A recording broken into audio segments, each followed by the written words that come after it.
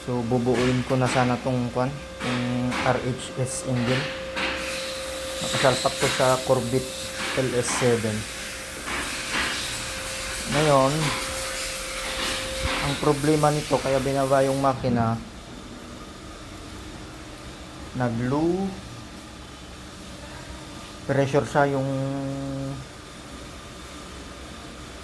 oil pressure niya bumagsak ng zero sa racetrack dati.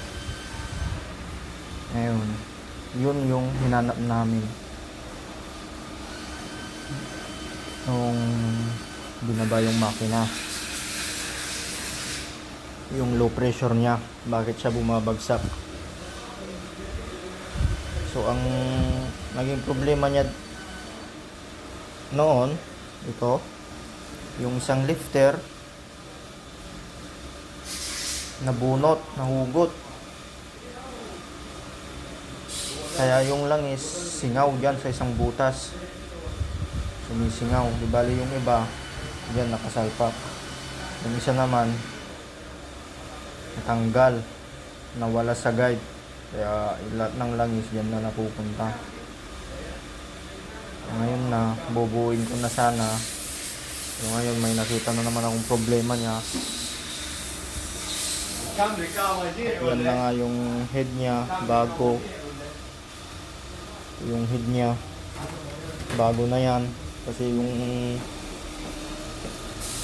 dating head niya, ito yung dating head niya, di bali na bend yung valve guide niya. Ayan, kita nyo, crack. Ayan yun, no? Yung valve guide niya na bend, kasi yung push rod tanggal.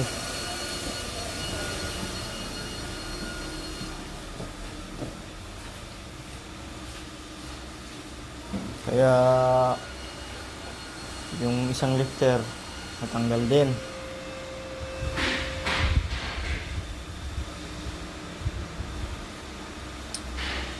Ngayon, ito na yung naging problema niya na naman. Ito, hindi ko to nakita nun. Binaba, chinek. Nakapokus kasi ako sa oil pressure. Ayan. Ayan. Kung makikita nyo to, ayan, level na level siya dyan. Pantay na pantay pagkatap niya. Tapos ito naman, kung makikita nyo, ayan, dito nakatap siya. May sumubra pa nga kunti dyan, no? Ito, sobra siya dyan, no? Tapos dito lubog yan. Ngayon, babalik ta rin mo, kita mo sa baba,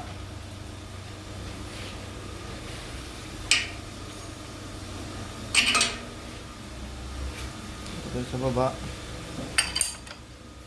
so, may kunrad niya.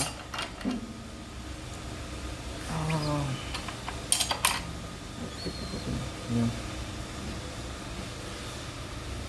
Yung kunrad niya, ayun, bend. Yan, bend. Ayun na, matitingga na naman to. Mag-aantay na naman ng pyesa. Dalawang buwan ba to nag-antay ng pyesa? February, March, April, May. 3 buwan nag-antay ng pyesa para sa bagong lifter. Ito yung bagong lifter niya, eh. Kasi lifter lang sana yung papalitan.